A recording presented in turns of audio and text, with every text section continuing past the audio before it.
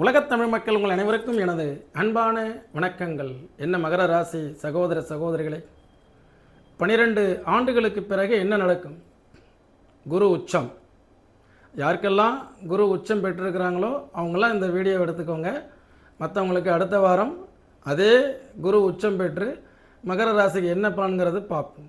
இது இவங்களுக்கு பிரத்யோகமாக நாம் ஆய்வு செய்தது. அதாவது என்னைக்கெல்லாம் குரு உச்சம் பெற்று தன் வீட்டை தானே தீண்டுதோ அப்போ அங்கிருந்து நீங்கள் உங்களுடைய மகர ராசி, உதாரணத்துக்கு இன்றைக்கி ஜெயக்குமார் வந்திருந்தார் மகரம். ஜெயக்குமாருக்கு மகர ராசி, குரு இங்கேருந்து நீசம். அவருக்கு மேச லக்கணத்துக்கு நல்ல திசை, குரு திசை. ஆனால் குரு நீசம் பெற்று இந்த இடத்துல இருக்குது. அப்போ அவருக்கு நான் என்ன சொன்னேன், இந்த குரு இங்கே வரும்பொழுது ஜூன் 1ஆம் தேதியிலிருந்து நீசம் பெற்ற குருவை உச்சம் பெற்ற குரு பார்க்கும் பொழுது இந்த முக்கியமான முடிவுகள், ஏன்னா காத்திருப்பவர்களுக்கு தான் இந்த பலன்கள் பேசும். அவர் என்ன காத்திருக்கிறார், மறுபடியும் நம்ம கல்ஃப் கண்ட்ரிஸுக்கே மறுபடியும் போயிடலாமா, அல்லது இந்த ஊர்லேயே பிஸ்னஸ் பண்ணலாமா, வீடு இங்கே ஏதாவது கட்டி வாடகைக்கு விடலாமாங்கிற கேள்வி. அவருடைய ஜாதகம் லக்னாதிபதி, லக்னத்துக்கு பாக்கியாதிபதி குரு திசை நடக்கும் பொழுது, குரு திசையில் குரு புத்தி போயிட்டுருக்கு. அந்த குரு இப்போ நீசம் பெற்றிருக்கு. அதனால் அவரால் முடிவெடுக்க முடியல. இப்போ என்னை இங்கே நேரில் பார்க்கும்போது தெளிவாக அவருக்கு என்ன சொன்னோம், இப்பொழுது குரு உச்சம் பெற்று உங்களுடைய ராசியை பார்ப்பதால் நீங்கள் மீண்டும் கல்ஃப் கண்ட்ரிஸுக்கு வேலைக்கு போங்க. இன்னும் 16 வருஷம் குரு திசையில் கிட்டத்தட்ட 2.5 வருஷம் போயிடுச்சு. ஒரு ஃபஸ்ட் ஆஃப் 9 கூடையவன் வேலை செய்யும் இல்லையா, ஒரு 9 இயர்ஸ் 8 இயர்ஸ் இருந்துட்டு வாங்கன்னு சொன்னோம். அது மாதிரி இந்த 2014-15 பிறந்தா 12 வயசு குழந்தைகள், 2002 2003 பிறந்து 24 வயசாச்சுங்க. இன்னும் மேரேஜை பற்றி முடிவே எடுக்க மாட்டேங்கிறாங்க. பொண்ணு மேலே படிக்கணுங்கிறாளுங்க. நான் படிப்பு முடித்து கவர்மெண்ட் வேலை வாங்கிட்டு தான் கல்யாணம் பண்ணுவேன்னு சொல்கிறாளுங்கிறதெல்லாம் இன்றைக்கி இந்த வருஷம் தெளிவான ஒரு முடிவை நீங்கள் எடுத்து விடலாம். அதற்கு உங்களுக்கு என்ன தேவை?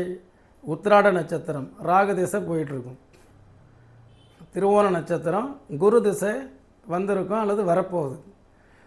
அடுத்தது அவிட்ட நட்சத்திரம் குரு திசை முடிஞ்சு சனி திசை வர இருக்கும். அதாக இதெல்லாம் நார்மலாக அந்த மத்தியம வயசுக்கு சொல்லியிருக்கோம். இப்போ 72 வயசு 60 வயசு நடக்கிறவங்களுக்கு, மிருக இதில் அவிட்ட நட்சத்திரத்தில் பிறந்தவங்க இப்போ வயசு என்னாச்சு, 60 வயசுக்காரங்களுக்கு கரெக்டாக செவ்வாய் 3 ஒரு 4 ஆண்டுகள் செவ்வாய் ஒரு 4 வருஷம் இருக்கும். அதுக்கப்புறம் 18 நாளும் 22 வரைக்கும் ராகு, 22லேருந்து 38 வயசு வரைக்கும் குரு, 38லேருந்து 48 57 வரைக்கும் சனி. இப்போ புதன் திசை ஸ்டார்ட் ஆகிருக்கு. அப்போது புதன் திசை நடக்கக்கூடிய இந்த 60 வயசில் உள்ளவங்க, அதாவது உங்கள் ராசியை 12 ஆண்டுகளுக்கு பிறகு குரு பார்ப்பதால், புதன் என்பது புரோக்கரேஜ் கமிஷன் கான்ட்ராக்ட், அந்த மாதிரி வகையில் நீங்கள் என்ன செய்யலாம், ஒரு ரியல் எஸ்டேட் பண்ணலாம் இல்லையா. இதுதான் இந்த முக்கியமான முடிவை எடுப்பதற்கு. அப்போ ஜெயக்குமாருக்கு என்ன சொன்னோம், நீங்கள் ஒன்றும் பண்ண வேண்டாம், வீடு இங்கே கட்ட வேண்டாம், நீங்கள் வேலையை இங்கே சொந்த தொழிலும் பண்ண வேண்டாம், பேசாமல் ஒரு 10 பைசா முதலீடு இல்லாமல் மீண்டும் வந்த இடத்துக்கே திரும்பி போயிருங்க. பொதுவாக மகரம் புலம்பெயர்ந்து வெற்றி அடையக்கூடிய ராசி. அவர் கிட்டத்தட்ட எங்கிட்ட ஒரு 6 வருஷமாக தொடர்பில் உள்ளவர். இப்போ நேரில் போய் கேட்டுட்டு வந்துடலாம். இதுதாங்க வருமுன் காப்பவனே மனிதன், வருமுன் காப்பது ஜோதிடம். ஜோதிடம் என்பது ஒரு மிக அற்புதமான கால கண்ணாடி. அதில் கால கண்ணாடியில் இப்போ தற்சமயம் நடக்கிற தசாபத்தியும் வேணும், ஜாதகத்தில் இருக்கக்கூடிய கிரக அமைப்புகளுடைய தன்மை, ஷட்பலம், அதெல்லாம் ஷட்பலம் எந்த அளவுக்கு இருக்குதுன்னு பார்க்கணும். அதே மாதிரி கோட்சார ரீதியாக இப்போ நம்ம என்ன மாதிரி முடிவு எடுக்கணும். அப்போது இவர்கள் எல்லாருமே கல்வி, வேலைவாய்ப்பு, குழந்தை பாக்கியம், அதே மாதிரி புதிய வேலை மாறுதல், அதுக்கு அடுத்தது வீடு கட்டுதல், 48 வயசு வீடு கட்டுறது, இன்வெஸ்ட்மெண்ட் எப்படி பண்ணுறதுங்கிறது, 60 வயசு பிள்ளைகளுக்கு கல்யாணத்தை பண்ணி வைக்கிறது, தொழிலில் நல்ல பார்ட்னர்ஷிப் ஜாயின் பண்ணிக்கிறது, 72 வயசு வில்லிங் சொத்துக்களை வந்து பிள்ளைகளுக்கு பங்கிட்டு கொடுப்பது, இப்படி தானுங்க ஏதாவது நடக்க முடியும். வேறு என்ன திடீர் அதிர்ஷ்டம், திடீர் லாட்டரி இருக்குது. அந்த லாட்டரி சீட்டுனால என்ன ஆகுது, அத்தனை 70 கோடி பேருக்கும் விழாது. சரி, லாட்டரி சீட்டு யோகத்தை பெறுவதற்கு வாய்ப்பு இருக்கிறதா கேள்வி. அதாவது அதிர்ஷ்டம் ஒன்றும் இல்லை, உங்களுடைய ராசி அப்படிங்கிறத இந்த குரு இங்கே நின்று பார்க்கும்பொழுது கஜகேசரி யோகமாக மாறுது. இவர்களுக்கு ஒரு அங்கீகாரம் பெறாதவர்களுக்கு நல்ல அங்கீகாரம், மக்கள் செல்வாக்கு இல்லாதவர்களுக்கு நல்ல மக்கள் செல்வாக்கு. அதே மாதிரி இந்த குரு பயிற்சியாகப்பட்டது சுப காரியங்கள் நடக்க வேண்டிய இடத்துல நான் சொன்ன லைனா கல்யாணம், கிரகப்பிரவேசம், வீடு கட்டுதல், அதே மாதிரி குழந்தை பேர், அதே மாதிரி பதவி உயர்வு, உங்களை பற்றி அடையாளப்படுத்தப்படுறது, நீங்கள் யார் என்று முடிவு செய்வது, இது எல்லாமே இந்த குரு 7ஆம் பார்வையாக மகர ராசியை பார்ப்பதால் மிக அற்புதமான முக்கியமாக பார்த்தீங்கன்னா உங்களுடைய 11th ஹவுஸ் 11ஆம் இடத்தை குரு 5ஆம் பார்வையாகவும், உங்களுடைய ராசியை 7ஆம் பார்வையாகவும், உங்களுடைய முயற்சி ஸ்தானத்தை 9ஆம் பார்வையாகவும் குரு பார்க்குது. இதில் விரையாதிபதி அப்படின்னு சொல்லக்கூடிய 12 கூடியவன் 7இல் உச்சம் என்றால் சுப விரயங்கள், திருமணம் சம்பந்தப்பட்ட விஷயங்கள், பார்ட்னர்ஷிப். அதில் வந்து நம்ம 7.5 நாட்டு சனியில் 7.5 வருஷம் நம்ம வந்து பார்ட்னராக இருந்தோம், இப்போ 7.5 விலகும் பொழுது சொந்தமாகவே செய்யலான் இருக்கேன், அதனால் நீங்கள் வெளியில் போயிருங்க, அங்கே என்ன செட்டில்மெண்ட் பண்ணுறது. அதே 3 கூடியவன் 7இல் உச்சம். நாம் எடுக்கக்கூடிய முயற்சி ஸ்தானம், முயற்சி எடுத்தது இத்தனை வருஷமாக 7.5 பொண்ணே கிடைக்கல சார், 7 செவ்வாய் ராகு, லக்கணத்தில் கேது, எங்கே போனாலும் ராகு கேது செவ்வாயின்னு ஒரு ஃபைலில் தூக்கி என் ஜாதகத்தை போட்டுடுறாங்க. இந்த ராகு கேது செவ்வாயெல்லாம் எங்கே வந்தது, எப்போ கண்டுபிடிக்கப்பட்டது? ஜோதிடத்திற்கு இது மிகப்பெரிய ஒரு என்ன சொல்கிறது, மிகப்பெரிய இடர்பாடுகள்னு சொல்லலாம். இதனால் எத்தனையோ ஆயிரம் திருமணங்கள் நின்று போயிருக்கு.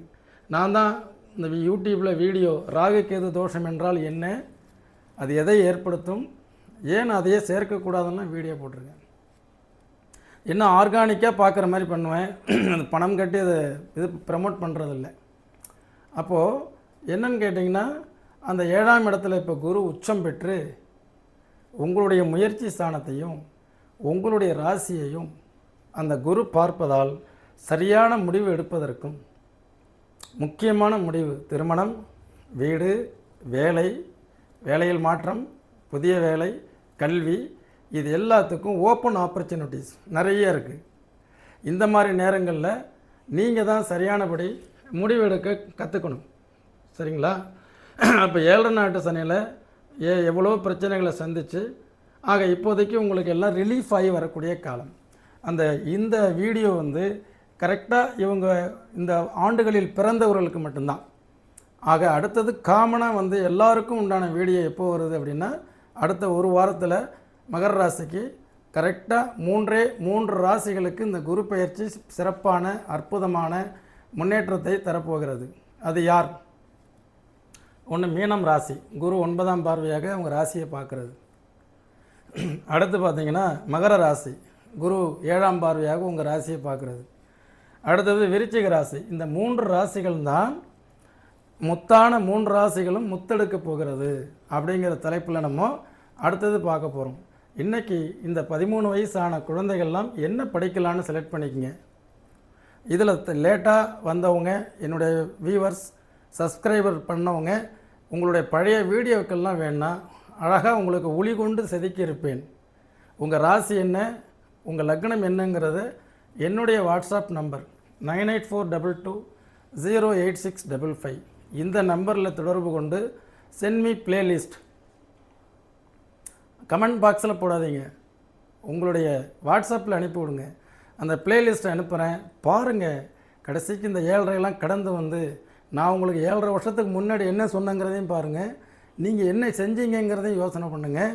அதனால் இனி என்ன செய்யலாம்ங்கிறது முடிவுக்கு வருவீங்க. அதன் பக்கம் உங்களுடைய ஜாதகத்தை எடுங்க, நடப்பு திசாபத்தி என்னன்னு பாருங்கள். ஒரு புதிய வழி பிறக்கும், புதிய வழிகாட்டி கிடைப்பார்கள், நல்ல முக்கிய முடிவுகள் எடுப்பீங்க, எல்லாருடைய ஒரு தொடர்புகள் உங்களுக்கு அற்புதமாக கிடைக்கும்.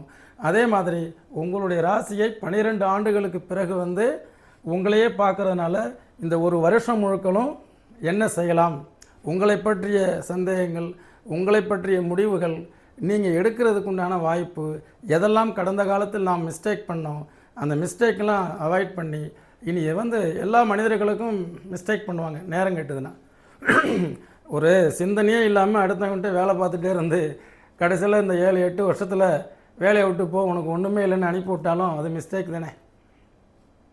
யாருடைய மிஸ்டேக்? நம்ம அந்த கம்பெனியை ஊட்டி ஊட்டி வளர்த்து மகர ராசி அவனை முன்னேற்றத்தினுடைய பிடியில் கொண்டு விட்டுருக்குறீங்க. ஒருத்தர் அன்றைக்கி வந்து மனநோயாளியாகவே ஆகிட்டார். என்கிட்ட ஜாதகம் புதுசாக கம்பெனிக்கு பேர் வச்சு கொடுத்தேன். என்ன பண்ணோம், இவ்வளோ நாளாக இருந்து எல்லாம் டெவலப் பண்ணி விட்டேன் சார், இப்போ ஒரு மோட்டர் சைக்கிள் கூட வழி இல்லை, என்னை வெளில அனுப்பிட்டாங்க. அப்போது இது தவறு தானே, இது உணர்த்தியது உங்கள் தகப்பனார் தானே, சனி தானே. இனி கவலைப்படாதீர்கள். ஜூன் 1ஆம் தேதியிலிருந்து குரு உச்சம் பெற்று உங்களுடைய ராசியை பார்ப்பதால் மிக அற்புதமான முறையில் புதிய அத்தியாயத்தை எழுதுவீர்கள் என்று சொல்லி அனுப்பி வைத்தோம். இன்னொரு நிகழ்ச்சியில் மீண்டும் சந்திப்போம். என்றும் உங்கள் முனைவர் ஆலயம் ஜி. சுவாமிநாதன். நன்றி, வணக்கம்.